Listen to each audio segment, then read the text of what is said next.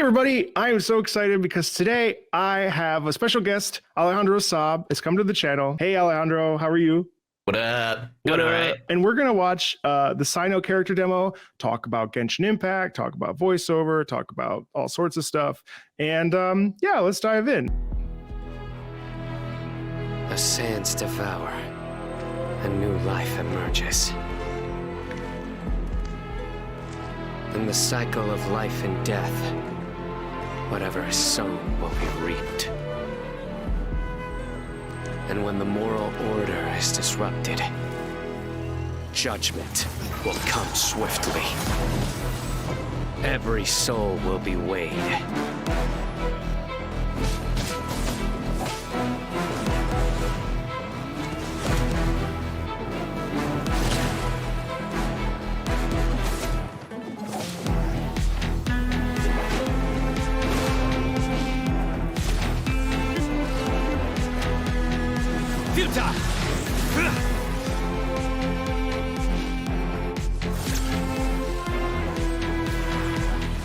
I vow to uphold the rules and punish evil.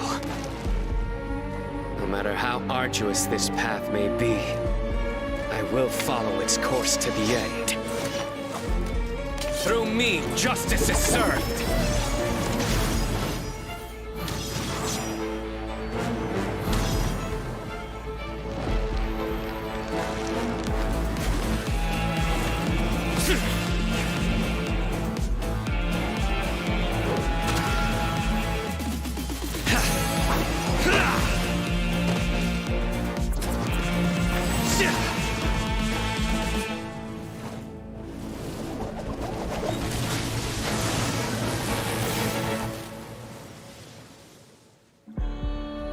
Until one day, humanity stands blameless, purged of its transgressions.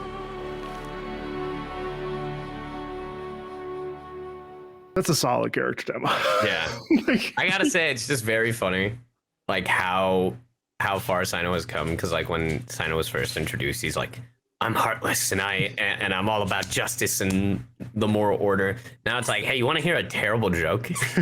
Like that's always been a thing with him, but it's just like as you learn more about the character, it's just like, oh, he has two modes. Let me be judge, jury, executioner, and then let me hit you with all these dad jokes.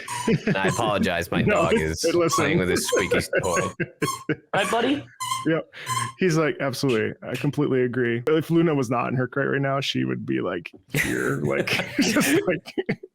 Do you feel like, well, so the music is so intense and there's such a, you really do hear that like council of condemnation sort of vibe to it, given the fact that things have changed and I haven't met Cyno yet in the storyline. So like, do you feel like that intensity is sort of still justified now that he's evolved so much? Like he's still, oh yeah, the more you see of Cyno, it's just now when the player encounters Cyno, it's usually like he's off the clock. His work mode is it's like, I gotta get it together and then I gotta put everyone in their place and arrest who I need to arrest. But then when he's off the clock, he's like, yo, let's play a card game. Yo, let me hit you with this joke to make you feel better. That's a terrible joke, but you feel better, right? Not really. But he definitely has two modes, and it's on the clock and off the clock. Do you find one easier to play than the other? No. They're about the same. I do enjoy both separately. It's like when people ask me, what's your favorite character? And I was like, depends on the day. Yeah, I know. It depends on the day because it's like some days I was like, yeah, I want to be edgy. And then some days I was like, I just want to be a goofball. And Cyno is just like a walking Yu-Gi-Oh reference, if you really think about it. It's, I think, the most fun when you can have the aspects of both, where you don't just have to be like one specific type of character and you can sort of deviate and be a little loose. Because sometimes I feel like if, at least when I was opera singing, like if a character was too rigid, it was really hard to then like, you know, because I'm not personally rigid. So like playing rigidity versus like who you are as a person, it's really, I mean, that is technically our job as actors, right? But like at the same time, it's like the delicate adapting versatility. Yeah. Range. What is that? What? Well, speaking of range, you have an insane range. I mean, you've been doing this thing since 2012. It's crazy how diverse you are. I started in 2012 online, and I started professionally in like late 2015. But it's so interesting because my voice was not always like this. I could not do lower voices at all, which now it's the thing that I usually get cast for nowadays, where they're like, yeah, we want that lower voice. And I was like, all right, I guess. You know, they want like the sultry. And here's the secret. They're all just me imitating people that I like look up to. And then I just kind of do my own thing with it eventually. But that's how it starts. It's just me imitating, you know, like I recently got to voice for Honkai Star Rail. And I was like, guys, this is just my fucking Zhongli. Like, and then like as we continued to do the character, you know, it turned into its own thing. I've had a lot of fun, and it's very interesting to hear how much my voice has changed. Because I want to say late last year, I listened to an audition from like 2017, and my God, I was so much more nasally, which I never thought I'd sounded like that. And it's always interesting because one of the biggest tips in voiceover is like, get accustomed to your own voice. Right? Yeah, the voice print, right? Because your voice is going to sound vastly different hearing it not recorded, because, you know, it bounces around your skull and you think you sound deeper than what you actually sound like. And then when you hear it back, you're weirded out because that's what I sound like. So that's how I felt re-listening to auditions from 2017. I was like, that's what I sounded like. It's vastly different. I don't even think I could imitate. It sounded like me in 2017 listening to that audition. It sounded like I was sick. And I might have been, I don't know. Yeah, you had laryngitis for that whole year. Yeah. I was like, oh, what is that? Yeah, it was really bad. And my reads were also different. You know, if you keep doing it and if you keep practicing, you're going to get better with time, right? Yeah. So. Yeah, but that's the thing. Like, I feel like with the YouTube channel, like I it's not that I audition less. I just audition differently. You know what I mean? It's so like I still have like I'm still getting auditions, but because the YouTube channel is like the thing that took over, like, you know, because I certainly obviously like LA versus New York is a totally different, like I was direct marketing incessantly when I was for the first 2 years. And then now it's kind of like, oh, I just kind of wait for the auditions to come in and I just sort of do them. And it's interesting having become more conversational, how like my commercial reads are a lot easier because I'm like, oh, I'm just like talking, or like I wrote a script and now I'm just, you know what I mean? So like, it's a weird thing to like, to change and grow. Do you feel like, part of it too, I wonder, is not like just like the simple act of like where the, like, because you're always like talking sort of on the vocal cords, especially for like some of these reads that are a little bit more gravelly, that like your voice, I've noticed, you're a tenor, right? I don't even know, bro. Like I'm primarily self-taught. So I've had that question asked, are you a baritone? Are you an alto? And I was like, that's a great question. And I don't give an answer. I'm just like, that's a great question. I think you might be a tenor based on what I listen to your recordings. I'm pretty sure you're a tenor, but I believe you. I'll trust you. It's interesting how the more you speak on the mic and speak with a specific quality, things just sort of like drop down. And so like I lost some of my high notes, which is really depressing because like, you know, those used to be the money notes. And now I'm like, it's like your larynx, like like you're trying and it's like you feel the twinge and you're like, if I keep doing this, I'm gonna damage my cords. Yeah. You've had the YouTube channel. Yes. You've had you're doing the Twitch thing. You're doing full-time voiceover. You know, I'm insane. I relate, but like I wonder, like, do you feel like all of these things, and I know that Kagi Films has sort of shifted a little bit, but like, do you feel like you do all these things and your creative spirit is just like filled by all of them? Definitely through the VTubing, the music, and the and voiceover. That's kind of why I retired Kagi Films, because like even for a while, like I felt like I wasn't creatively fulfilled. Like, and I had been saying for like at least 5 years before I made that retirement video that I was like, yeah, I don't know, guys, I think I'm gonna end it. And then someone would convince me and be like, hey, maybe don't, because it's like money. And I was like, fair enough. And then you know, and then the same thing the following year and the following year and the following year. And now I got to a point where I was like, I just don't have the time nor the energy for it. Like right now, I haven't had the time to this year has been really weird for me, between like my dog needing surgery, kidney stones, trying to buy property. Like I've been so busy, I have not been able to work on Weeby, the music stuff as much. And even then, like my streams, because I've just been traveling so much, hasn't been as consistent, but I still try to when I can. But I still enjoy, like, it's not that I stopped doing the music or I'm not streaming as much because I don't enjoy it. I'm just like spreading myself too thin right now with everything that's happening. And some things are out of my control, like kidney stones. I do think everything fulfills me creatively, because they're all different avenues, right? Yeah. Because like VTubing is just like, oh yeah, I get to have fun and I get to have a community and we just get to talk about random stuff and I get to introduce them to things that I like. Like one of my favorite games of all time is Psychonauts, and I love introducing that game to people, especially with my audience, because a lot of them like Genshin. Yeah, they're a lot younger, you know. There's like teenagers and stuff, but it's like some people have never heard of this game. You know? Like, yeah. I mean, I'm literally repping this fucking game right now. Like, I've got this.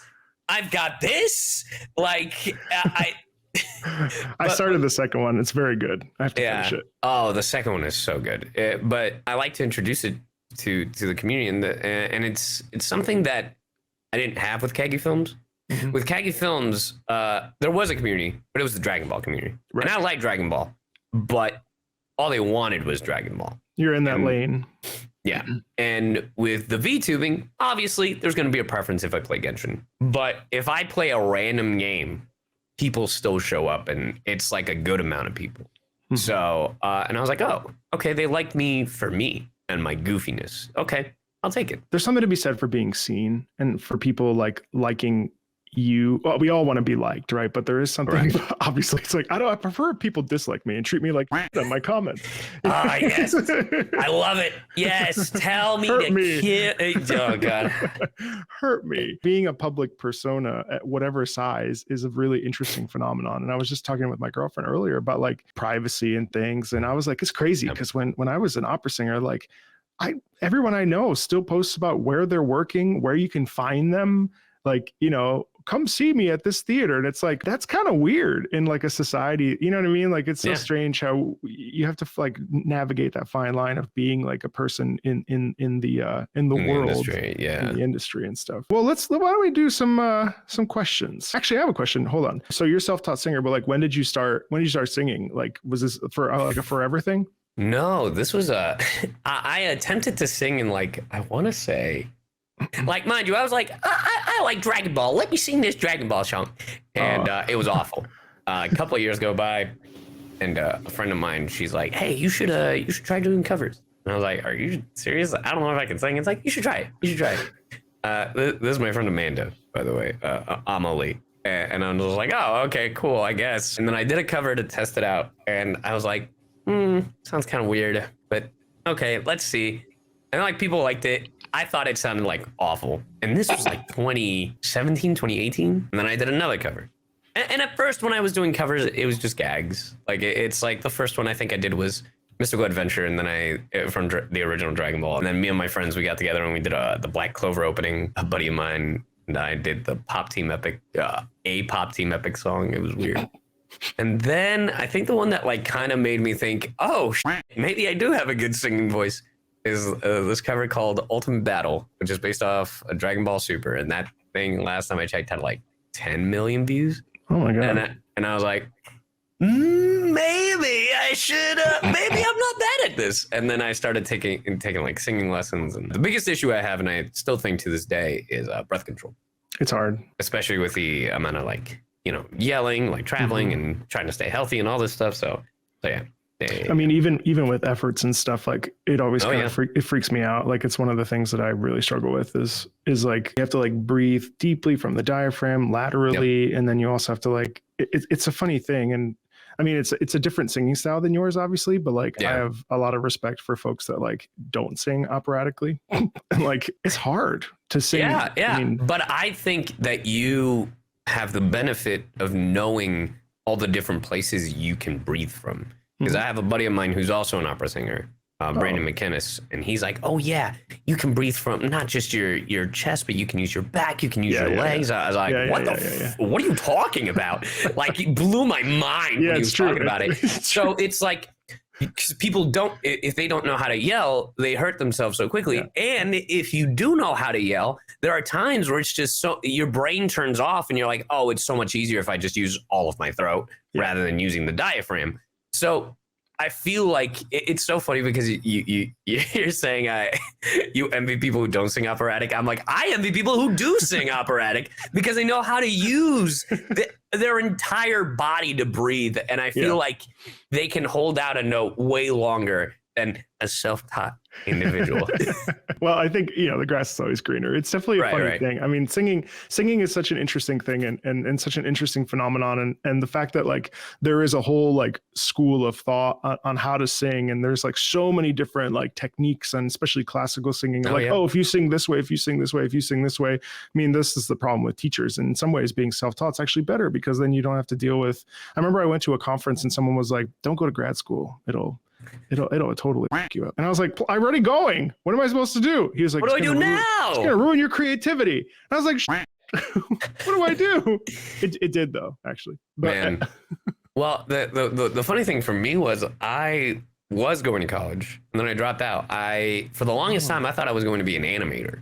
I thought I was going to be drawing for the rest of my life. And my art style, it was inspired by Ed's World, this old YouTube series that I still love to this day. And I told myself, I was like, yeah, if I'm an animator, I bet I'd work on like OKKO or something, because my style was very similar to that. And also I'm terrible at anatomy. So I was like, yeah, the square and the little circles like Bomberman.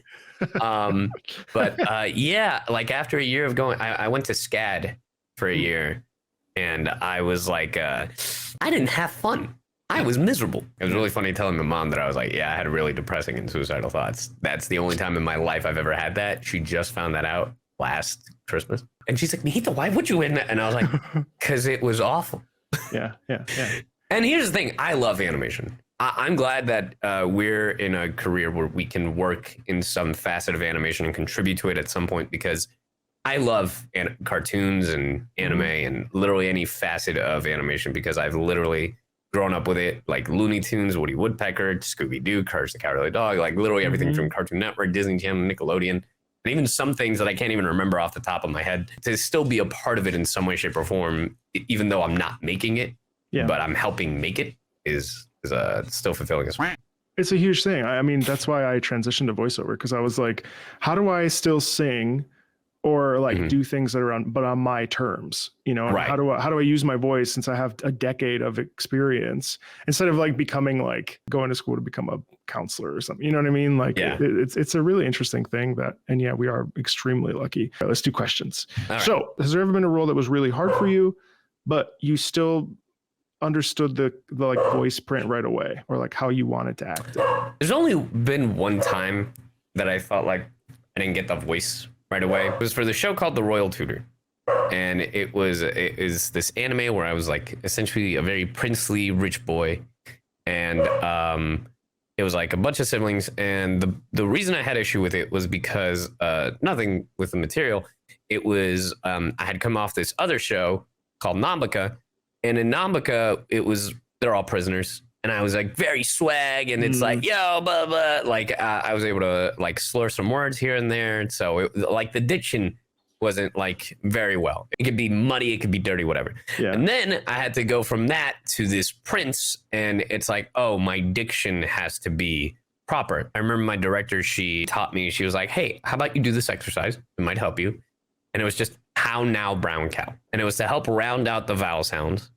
And that kind of gave it the airs of royalty a little more. With the articulators. Yeah. So I was like, oh, okay. So I did that every day. And now I could properly do it without having to think about it. But back then I was still starting out and still learning the nuances of voiceover, because that was, I think, I want to say 2016, 2017, going into 2017. And back then I started in late 2015 with my very first thing, but I didn't really pick up steam in my career until like, I want to say mid to late 2016. That is probably the the toughest one. And since then, I don't think I've had a similar issue, thankfully, crossing my fingers. It is an interesting thing, right? Because you have to go from like project to project and like things get ingrained, especially if it's a long project or even if it's like the day before, let's say, you know what I mean? So then to shift gears like that, it's really tough. Going from high to low. And then my favorite was the other week I had to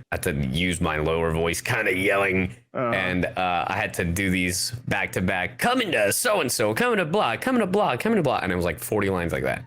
And after that, I was like, and later in the day, I was like, I gotta use my high voice. This was a bad idea. Scheduling is important. Scheduling, yeah. It's like when you sing high notes for a while, and then you try to sing low, and it's like, oh God, yeah, yeah. This isn't a question, but I just want to say he did a fantastic job. Like every single one of Cyno's verse lines carries the gravitas that calling down an ancient spirit of justice to dole out punishment to the wicked should have, and it makes me feel epic every time. Heck yeah. So I'm glad. There's your daily validation. Seeing as he himself does covers and has an affinity for music, what is the score of Genshin that he feels most at home with and vibes with? I mean, it's got to be Sumeru for me. I mean, apart from voicing Cyno, it's one of those things. There's also the new region. There's like a snippet of it in the Tevat trailer, and I always forget. It's not Fontaine. It's the one after. Oh, not Lon. Yeah, that is so Spanish. Yeah, I know. And I'm like, and stuff. Yeah. And I'm like, that music is gonna hurt you. No, bro, I'm so excited. It's so interesting because like part of me is like, what is Fontaine gonna sound like? And I've heard some of the snippets of it, and I was like, oh, it's like almost orchestral, but I hope there's like some jazz themes to it. Like that's what I'm really hoping for, some like jazzy tunes. Because one of my favorite things about Octopath Traveler 2 is that a lot of the music is very jazzy. Even like the detective music. And I was like, dang. And I was like, yeah.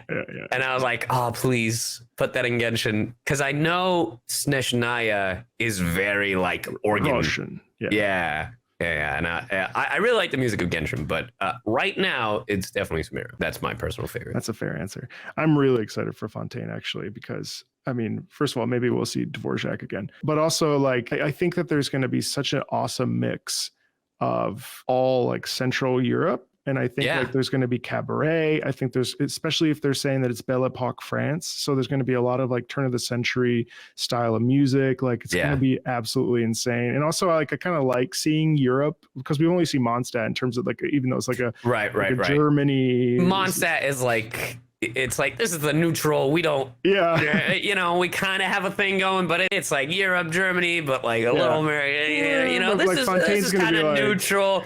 But then everything else is like, no, this is blatantly supposed to be like, this is like China, this is Japan, this is, you know, the Middle East. You got it.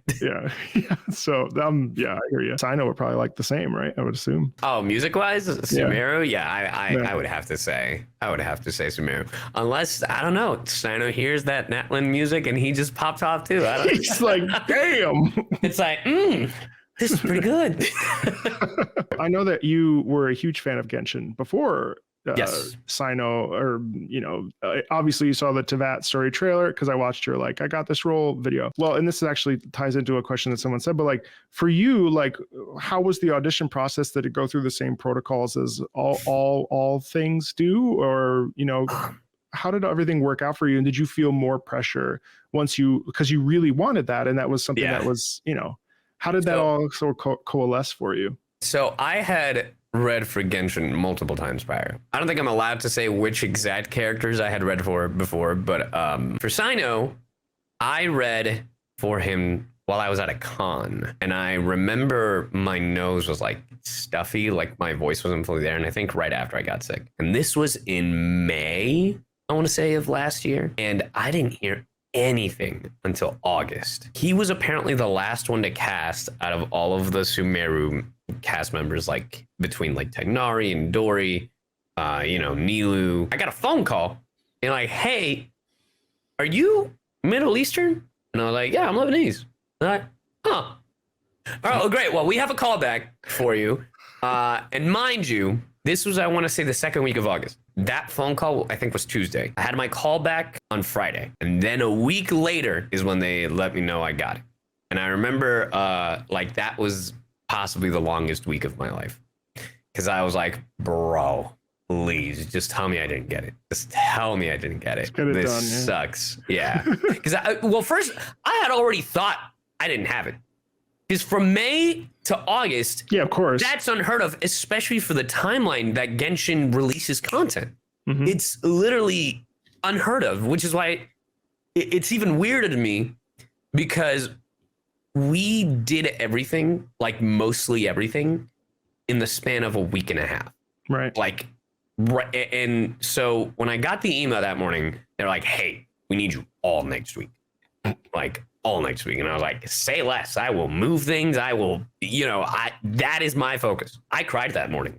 When I saw that email, I burst into tears because I was like, bro, it finally happened. Let's go. But yeah, because I was like, there's going to be the email where they tell me I didn't get it. But yeah, no, I got it. And then we recorded everything the following week. And then I think a session after that. And he came out 2 weeks later. At least his teaser, the video showing off, it's like, oh, hey, this is, the trailer. And then they announced us. And I was shocked because normally for Genshin updates, you have to we'll record a thing and it'll come out maybe 2 months later. Mm-hmm. At least the patch, yeah. Yeah. For this, it was like so fast. And it's so funny because I had friends being like, I can't believe you didn't tell me. How long have you known? And I was like, a week. And they're like, what? They were so perplexed because it's unheard of for Genshin to move that quick when it came to a playable character. It was just so funny to me because I had friends. It's like, you piece of shit, you didn't say anything. And I was like, they're like, you're the best at keeping NDAs. I'm like, bro, this wasn't even me. I didn't have an NDA to begin with. This didn't exist a week ago. Yeah. I thought I didn't have it, and I'm glad I got it because it's literally I saw that character in the Teyvat trailer and I was like, holy shit, that guy looks cool. I really hope I get to audition at least for that guy. Before that guy, I was really close to booking another one. And then they went with someone else. And I was like, now I'm like, I'm glad they went with someone else for the other character. Like, it sucked at the time, but I'm glad, the universe or whatever, or Hoyoverse was like, no, we want him in that. Yeah, the Hoyoverse. They were like, no. Was that sort of the same gateway then into Honkai or into Star Rail? That was interesting. So can you talk about that? Yeah, I should be able to. I'm not spoiling anything. I auditioned for that, I think, before Cyno. Oh. And then I got a call back after the audition for Cyno. And then in a very similar sense, I didn't hear for months. Then I got the role, I want to say, after I finished recording for Cyno. Wow. Yeah, I finished recording for Cyno and I was like, is this allowed? Am I allowed to be in both? And turns out, like, yes. Yeah, apparently so. Have you played Honkai by chance? No, I haven't yet. No, That's they good. didn't let me in the beta. Oh, all right. Yeah, all right. No. The Honkai third, not Star Rail. I haven't played Honkai. Third. Yeah. I haven't played Honkai Impact Third, but I've played the My Hero New Mission, whatever game, and apparently it's just copy paste Honkai Third Impact. So technically, no, but yes. It's very good, I have to say. Yeah. And I'm not like a manga person or even an anime person, but ever since playing Genshin and then reading the manga for Honkai Third and then now playing through the story, it's amazing. And the music is super good too. We'll see. Well, they just finished the main story. Yeah. The first story. Yeah. Chapter 35, I think. Yeah. That's crazy. I'm curious about Star Rail. So that's good. Good for you. Yeah. I am also curious about Star Rail. I'm sure you are.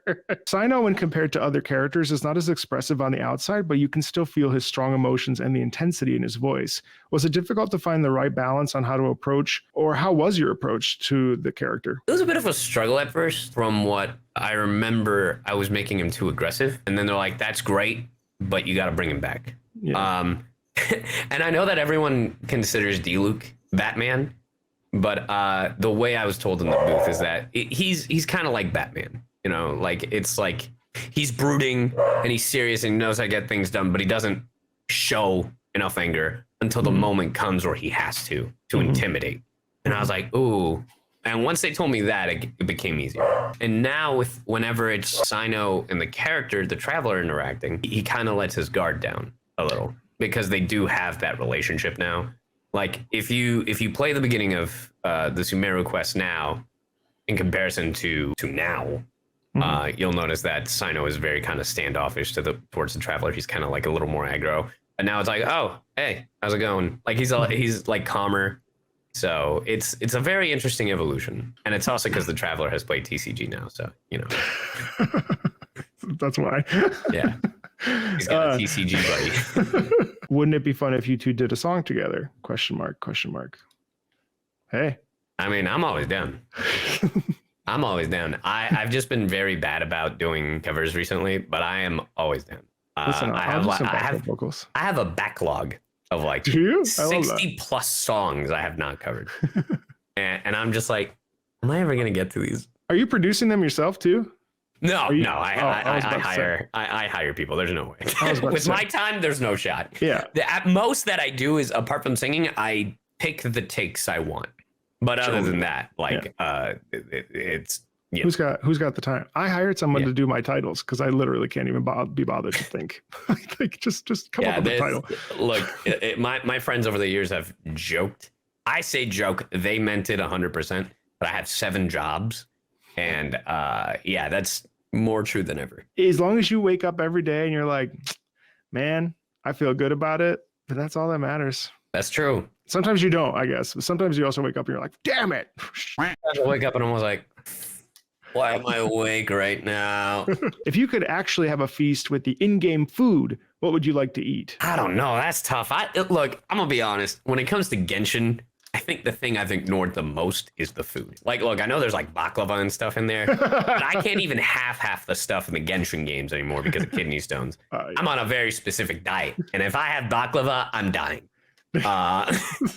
And trust me, I would love to eat baklava, but I can't. Other than that, I guess I really want to try the rice pyramid thing from Sumeru. Yeah. It's like the Millennium Puzzle, but like upside down. I'd eat the crap out of that. That thing looks yum. There's so many different foods in Genshin that I was like, I'd eat that. I'd eat that. Now I have to be like, can I eat that? You grab your sheet of paper and you're like, I do. I have a list on my phone. There's a website that I go to be like, oxalates. Does this have like, yeah, it's. Is this nitrate free? The blueberries in Sumeru are the size of apples. And I don't think I can have blueberries. All right. Well, yeah. That's the weird thing, bro. With kidney stones and these things called oxalates, which is the thing that's causing me to have kidney stones. A lot of the fruits have them, not the juices, which is weird. It's a whole thing. Look, I don't recommend it. If you can avoid kidney stones, I would recommend avoiding them. Oh God. Yeah. Thankfully it's just high blood pressure here. So. Oh, good. Saab feels like such an easygoing person. How does he get into such serious roles such as Cyno, which seem like complete polar opposites of his personality? I think we said it was acting, but just in case. Yeah. In the words of Calculon, with all this acting talent. Have you ever seen that YouTube video? Or no, it's a TV show of Ian McKellen. And I think it's, God, who is it? And he walks in and he goes, I'm in. I'm Gandalf, you shall not. And then he goes, and then I'm back and back. And then I'm so Ian. Have you seen that? No, but I'll send it to you. It's hilarious. That's great. And the genuine serious answer, it's very funny because like, I think that was something at the beginning of my career that everyone was casting me for like the goofball or like the guy next door. I remember for a while, I was being cast as the asshole. And I think just over time, it's something that just happened. I can't even think from the top of my head what was the first like serious role. Every goofy role I had those episodes where it was like they had to bring it down. It's like, hey, the goofball's gone. It's time to be real, you know? And definitely my work, the stuff I did at Funimation when I first started out, definitely helped like set the tone for my career. And then taking a bunch of classes, like online workshops and going in person and taking classes with like Richard Horvitz and Mick Winger. Yeah. Something that's really interesting, I think, is that like having the gumption to like be too much or like be a goofball or be silly or be too serious or be too angry or things that sometimes we live in a society that like wants to sort of temper that sort of, yeah. You know, and I think like in voiceover and in acting in general, I think that's actually where it's supposed to. So it's this like weird dance where I certainly struggle with it because, you know, for 10 years I was very like measured and like, don't say anything out of line and yeah. I mean, that kind of is it's kind of similar, especially with like social media, right? Like I definitely think that there needs to be a crash course for voice actors when it comes to social media and how to present yourself. And I've been saying that since like 2017. And the only reason I know is because, I mean, and you probably get this, with a YouTube channel, over the years, being on Twitter and YouTube and all this stuff, seeing the comments and reading the comments and people telling you to kill yourself. And it's like, oh, your shit's trash and blah, blah, blah, blah. Like, it's like at some point you just get fed up. But like as a voice actor, you have to like, it's different. It's different, you know, because people do see that and that sucks. Yeah. And that, but when it comes to like the goofy factor, I'm just kind of unapologetically myself. I have learned that I can't be too friendly right off the bat, because then people will take that the wrong way. And that was something I learned really early in my career. Some of my best friends, they thought I was a dick. They thought I was an because you were asshole friendly. because I was too friendly. I was like, my friendliness is being sarcastic. Oh, And one of them can't even read sarcasm. And the other one is like, you can't be making that kind of joke to me. We just met, like that kind of thing. So it's that kind of thing. And now, like, we're really close and they're really cool people. But like back then, if they were to tell me what I had said, I would have been like, yeah, that guy sounds like a dick. But it's just something that I've learned to do. And I feel like it's something that newer actors or just people in general should keep in mind. It's like, there's nothing wrong with being friendly. It's just being too comfortable. yeah, Right off the bat, it might be not such a great idea. Well, it's a Brene Brown thing. She talks about like essentially like you have to respect people's boundaries and where they are. It's a really interesting because last year I used to direct market like 30 or 50 emails a day to like marketing directors and stuff. And some of them were cold. Some of them was like, one time I literally wrote, you have a beautiful video of windmills. It was fantastic. I love windmills. Literally, this is actually an email I wrote. And that's pretty disingenuous, even if I was trying to be genuine. Right. And I started having virtual coffees. And you really like see people's individual personalities and who's more outgoing, who's more pulled back. Then you have to deliver a little bit more. And so there's this dance that occurs socially that I think people don't see. And, you know, it's like the common question is like, how do I get started in voiceover? And it's like, well, do the things you need to do, but then also like build relationships, but like not like build relationships like, hey, here's my demo. It's good. Yeah. Be someone's friend because you want to be their friend, not because you want to network. Right, exactly. Because they can always tell. It's such a dance, and it's a very interesting. It's a whole separate video. What does he think about the idea of dubbing in Spanish? Saludos desde España. I would love to at some point. I have done some Spanish voiceover, but I've never done Spanish dubbing. And I think it's because there are way better people that would do it. Because I've done Spanish stuff for the Patrick Star Show. I did promos for them. I voiced Kevin Hart in the Jumanji game years ago in Spanish specifically. Actually, that's not true. I did voice in Megalobox, and that was all Spanish.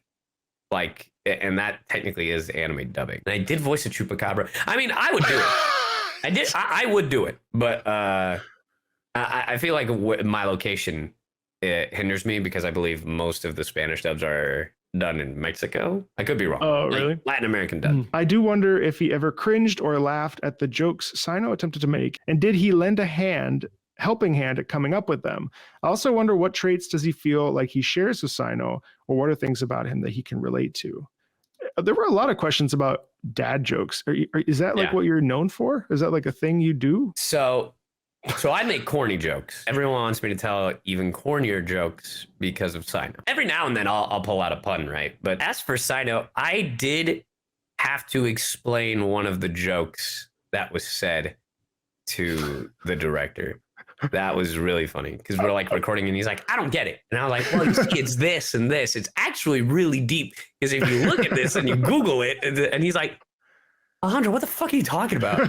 and then Hoyoverse is like, no, he's right. Nah, it's like a collaborative effort with those cheesy jokes. Because I don't think I've come up with anything on the spot. Some jokes I didn't understand because I didn't have the full context. Like there's a joke where it's like they're talking about test tubes, and then it's like, oh, you could say they're test friends forever. And it's because it's test tube. It's a whole thing. It's wind bloom. I'll get it. That one confused the fuck out of me when I recorded it. And then when I played it, I was like, I get it and I hate it. There's a really good one where it's like I sucrose Like he's replacing like every fourth word. Like it's like isochros that they were calling in on someone, and at least as far as I know, it was a whole line, and it was awful, but I loved it. I actually have a picture of it on my phone so I can memorize it. I can only sucrose that they were calling in on someone. At Lisa, that's as far as Cyno. It's terrible. Wow. But I love it. And other than the corny jokes, I think me and Cyno have the card game thing. Is like I like card games and he likes card games. Like I'm really bad at Yu-Gi-Oh, but he's really good at TCG. So so you spread the wealth. Yeah. Serious question. All How right. does one become a voice actor? Can someone get into the business by luck alone, or is there a lot involved with getting into it? That depends on who you ask, right? Yeah. Every actor is going to give you something different. Here's my tip. Drop out of college. Drop out of high school. Just drop out. Nah, I'm just kidding. I wouldn't. You can if you want to. You can if you want. Yeah. But that is not the end all be all, right? I will say it's so weird and tricky because it's like if you want to get into voiceover, this is gonna sound simple. Just do it. Just start practicing. Start reading out loud. Like listen to your own voice. See if you like it, because you might like the idea of it, and then you don't know if it's what you actually want to do. I mean, I thought I was gonna be an animator for years, and I did do it, and I enjoyed it, and then I actually did it for a full-on year, and I was like, oh, this is miserable. So see if you actually like it. And if you think it's just, oh, it's funny voices, then that's not it. Or it's like, oh, I get to go to cons. That's not it. And if you are very passionate, I hope you have the temperament to get rejected time and time again, because for the first 5 years, you'll probably lose out on way more than you gain. Even after that, you're still going to lose out on roles. Like, because it doesn't matter how big of a name you are, how small of a name you are competing against hundreds of thousands of people. That's just something you're going to have to keep in mind. And hey, when you start out, you might not be great, but who knows? You might end up being like Matthew Mercer. I don't know. But it's true. It's just start. I mean, like, and you sort of just say, like, you make a decision one day and you say, you know what? I'm going to do this. Yeah. What do I need to do? Google it. That's what I did. I mean, like, Google it. And Yeah, literally, that's what I did. I Googled it and I found voice acting mastery. I found I want to be a voice actor. Yep. I found Voice Acting Alliance, which doesn't exist anymore, but there's Voice Acting Club. Half of it is putting in the effort instead of just asking questions. Do it. I will say, don't go to a studio demanding for work, No. because people have done that, and then that's bad. Would you say get a professionally made demo after several months of coaching? I don't know about professionally made. That's so interesting, because I've heard so many different things when it comes to demos. Like I've heard like people be like, "Oh, your demo is supposed to represent the work you've done," but it's like, "Oh, but I don't have work." So what do you do then? Well, you make it up. Okay, how do I make it up? You get a writer, you get a producer, whatever the hell. I would say give it a year at least. So then you're like comfortable in your voice. You found your voice, where it sits, where it places, all that stuff. In a year, you don't know. Your voice might change. I mean, mine did. Good luck, everybody. It's Yep. it's tough, but if you want to do it, you can do it. You got to be persistent. And what is your favorite Latino food? It's between two. These are Ecuadorian. There is carne empanada, which is just breaded meat. Carne empanada with puré, which is mashed potatoes. And then there's pan de yuca, which is Ooh. delicious. It's an Ecuadorian. It's it's not a cheese bread, because instead of cheese, it's yuca. And then, inside. yeah, like it's made out of yuca. It's delicious. And then, and you pair that with yogurt. Delicious. Can you still have that? Yes. Joshua. Yeah. Tell me about it. Well, listen, Alejandro, I really appreciate you coming on and just like, Yeah, for talking sure. about all this stuff. And everybody, feel free to, like this video and watch it in its entirety for the algos. And yeah, we'll see you later. And thanks a ton. Bye.